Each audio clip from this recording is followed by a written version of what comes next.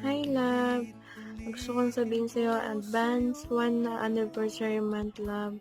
Ginawa ko na 'to kasi ano, gusto ko na ibigay sa'yo yung gift ko. Um, Sorry, gusto ko din humingi ng sorry kasi sobrang-sobra na yung ugali na meron ako. Ah, pero pinagtitiisan mo pa rin. Thank you.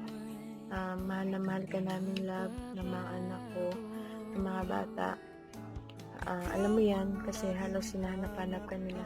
At thank you din kasi dahil sa'yo, naramdaman nila na meron ulit silang nagmamahal na bilang ama.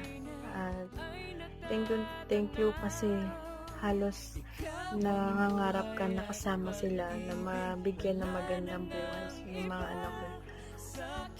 Napaka-blessed namin na dumating ka sa amin, love. Sinaulo ko tong kantang to para sa'yo, love.